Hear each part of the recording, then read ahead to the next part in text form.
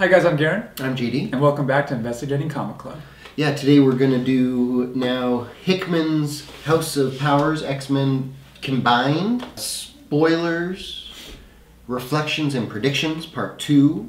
So there's something that's pretty cool here. The drugs and the flower. Ooh. The, like a virus. Yeah, that, I'm glad you, tell me. So, mutant kind is spreading their influence like a virus into humanity across the planet and across our galaxy. It's the blue area of the moon. Mm-hmm. They mention, I think, was it Mars or Saturn? I think it's Orcus is on Mars with their Sentinels. I think the X-Men have got something on Saturn or something like that, but they're spreading out. Yeah. And I thought it was interesting that no place, like Moira's no place, it says not even Krakoa is aware of what's going on in there. Oh, wow. That's a big little throwaway line. Something's up. Doesn't exist. Krakoa doesn't exist. It's a tumor. Krakoan tumor. Interesting, right? Something's up. I thought Doug telling Sage to drop her cynicism and replace it with hope. I thought that was kind of ironic because, boy, there was a lot, like almost all of it is cold and cynical. That's kind of cool, though. Yeah, I see that. Well, I mean, just saying, like, this is issue 1, which kind of goes into kind of the final issue. Like, it's not this portion of it, but how Jean looks. And I'm just saying, looking forward to the future. I'm just like picturing like how people are looking and different things, and like just the different lives, but then bringing them back. Yeah, well, even that, it's saying that they're husks. Yeah. They're husk anytime that they kind of want to bring them back. Like any time period that they want to bring them back from. So because he does it, things. Yeah, because it says he saves it twice a week. He saves their most current memory in 5 different places. Yeah, it's just, and then, in fact, he does that every twice a week for each mutant he at least knows of. And then to have it to where I even like kind of jumping around with the whole the part right before they go on that mission. And for him to, and then be like, for you to die, you would have to be forgotten. And in that moment when we first read it, it was like, oh my God, to be forgotten. Like, it's like, you know, legends never die, you know? And now you're like, you would have to be forgotten. Meaning, Cerebro would have to forget you. Yeah, good call. You know? Yeah, that's true. No, that's true. So, what? Rereading those issues, and we're jumping around. Try and follow us. I think they will. Come on. I trust them. I think they will. Rereading it, the issue where they die, it's literally that issue that has the center fold-out pages. Yeah, the most one issue. A climatic, and you're like, what is this? I don't care about the covers of the later. But they're all there. Yeah, alive. And, like, they should have waited a week. Yeah. Or 2 weeks. Or giving us. Before seeing them all on the cover of the upcoming Because that was the cover where, you know, Cyclops is there, Jean's there. Powers, I think 3 or something, or 4, because it was a continuation. Yeah. And because at the front of it, it was them all in blood. It was the bloody one where it's like, oh, did they die? Right. Did they not die? And then as you're halfway through it, then you have the pop-outs of like, look what's to come in October. It lessened the impact of that whole death sequence. We read that digitally, so we did not have that. Was sad. Yeah. So the Orcus base, you remember Orcus, right? Orcus is the humanity team that's trying to create the Mother Mold. 31% is AIM and 4% is Hydra. It's not the best of references. There's some corrupt individuals of humanity that is in there. And it says that their base, the Forge, was built on the bones of a planet killer. And that's actually a question I'm asking any of our viewers if they know what that means. What's that planet killer? It says later on that it's Damage Control's Soul's Hammer. That is where the Forge is built upon. Which was, you know, Damage Control, where they raided Sabretooth, Mystique, and Toad raided it, and that's where Sabretooth killed all of them. Yeah. That was for information about the Forge and about Soul's Hammer, and that base of Orcus. Gotcha. Which I don't really understand that stuff, but at the same time, where was that mother mold head from? When was that created beforehand? Oh, yeah. Like, what X-Men put that defeated that thing that they're now building upon? I don't really know that. Which stuff. is crazy because it was cool, like that. The shot of that ship of the mother mold was in the first issue. Yeah. You know, and for us not to fully know what the heck it was. Right. And we're just like, oh my God, you know, like I was trying to go back through the emotions that we had. I'm like, oh, that's so crazy. Like, what is that? And then to find out 9 issues later, like, that's where they're going to. Yeah. I think both Karima and Dr. Gregor, who's the wife of the man that kills himself, they are not to be forgotten. Especially Dr. Gregor. Like, we last saw her, she shot Cyclops in the face. Yeah. And she just lost her husband and she went for it.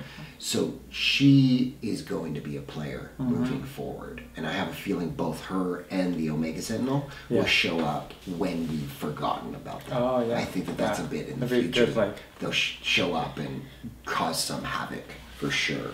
Yeah, and then him just not crying at the end. Again, it was one of those where we weren't sure to trust him or not. But then it showed Professor Xavier was crying. Right. It's like, no more tears, no more. And then it shows you the whole genocide experience of everything. It was still very powerful. And I wrote that down. It's like, it was very still, even knowing what we know and them even coming back and everything. It was still just like, it was very, the art and the writing in that was very great. You know, just the page turner, but like, and then like Cyclops is getting his, it's just like, no. Or like the moment when Logan and Nightcrawler jump and you see Nightcrawler's whole body just instantly. Like, instantly. And you're like, oh my God. I don't know what I'm talking about. Yes, you do. But I'm interested to see what X-Men issue 1 brings with different artists. They have just announced, so Lionel Francis Yu is the artist for this first story arc of X-Men #1 proper that Jonathon Hickman is writing. And they have just announced that the artist, I think on issue 5 or 6, is going to be Pepe Larraz. Oh, that's cool. So he's coming back to do the second story arc. What is the... I really love the idea. Krakoa, I'm saying little bits as we go along, because some of this, one of my big predictions takes all of these threads that Hickman has planted, all of these seeds that he's planted, and it comes together in a way that just blew my mind. Something's coming up. So, I'm going to drop little hints, and you guys will stay tuned for that one. But Krakoa, is it an instrument of war, or as Magneto says, an unassailable refuge? And that's the kind of question that it is right now. Yeah. Because the ambassador, Chinese ambassador, is saying, you guys have now placed all of, essentially, like the perfect war-mongering assault. Everything we've ever taught all of our war, you have gone now and been like, ha. We have no defense. We have no defense, Pooling our resources and creating Orcus. Yeah.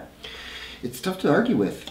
Jumping a little bit to, I don't know which one I want to go to first. Go to both. No, the two things that connect some dots but don't, Sinister Secrets and Moira's journal. Yeah. Those two things we mentioned in an episode with talking about a journal about the whole Magneto thing of like him being bad. And rereading this again, it felt like in like issue 3 when they went to go get him and get him back Magneto on or Sinister? Magneto. Yeah. Get him to be like, hey, by the way, she just told me everything. Yeah. We always lose, but we need you, kind of thing. It seemed like that was the resolution of when he split off. It was when he might have split off, but then, but I can't tell if he. But that's reading that I was like, just because of the wording of him being like, I'm like, is this the actual thing? But when I thought of that, and I wrote that down, and then I went back to the journaling, and I'm like, so is that still a moment that is to come? No, it's already happened. Which moment was it? So we've got... Okay, so this is Moira's 10th life. When she is 42, she reveals what she knows to Charles on the bench. Okay? Mm-hmm. So when she's 42, that's X-Men Year Zero. And it's been 10 years since then. So now she's, in theory, 52 years old. Yeah. When she's 43, they recruit Magneto. They also have connected with the Shi'ar, which is that alien species. Mm-hmm. Henry has worked on Cerebro 5 times. Charles goes to Forge and asks him to build the Great One. This is all year one. They've also, against Moira's wishes, Magneto and Charles go to Sinister. And she's upset about that because in her previous life, they did it and Sinister betrayed them.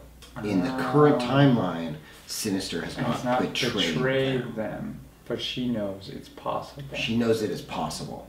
So Charles and Magneto went to him, told him to gather this DNA, and then made him forget until they needed him. That's all when she is 43. What did we do this year, guys? When she's 47, Magneto has the fallout from them. Doing what? They haven't said.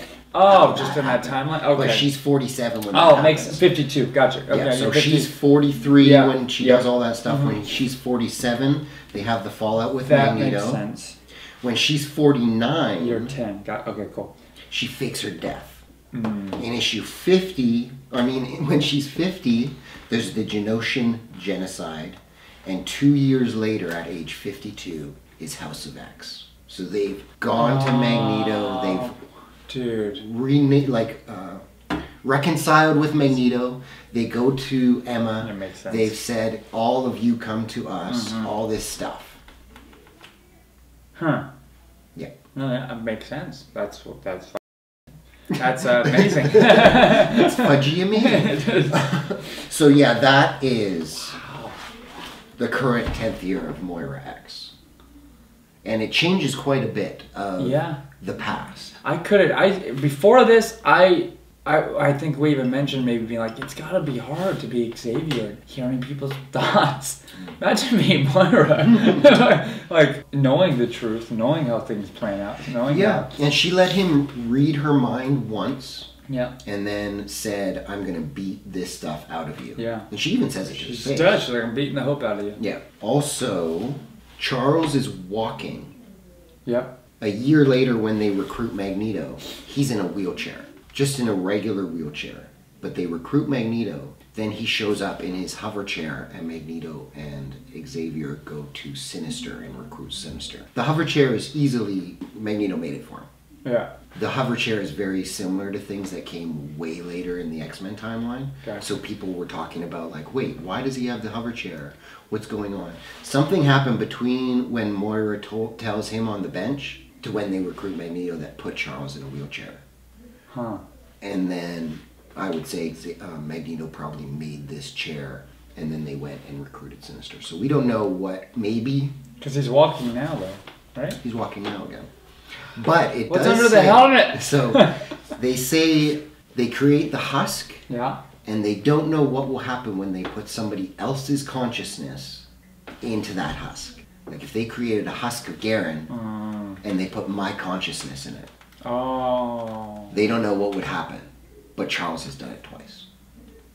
Once was with him. He's Sinister. But he can create his own husk and bring his body back. Bring back before. Yeah, that makes sense. Yeah. So it's his current consciousness in an older body. Yeah. I would say. One other thing is Proteus, who is Moira, that's her son. Okay. He was a crazy mutant that his power, he could like totally change everything. He is one of the 5. Okay. Yeah. And one of his powers, he would have to jump his consciousness into others, and he would basically feed off of them like a parasite and kill that person. So they're creating husks for him on a regular basis. Every time he feeds off of one, he needs another husk.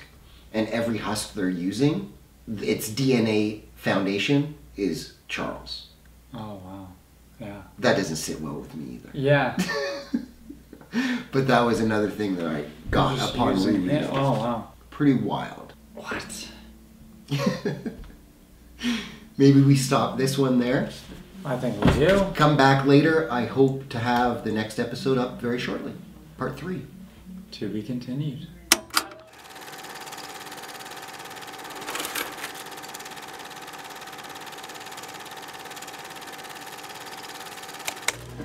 Mm-hmm.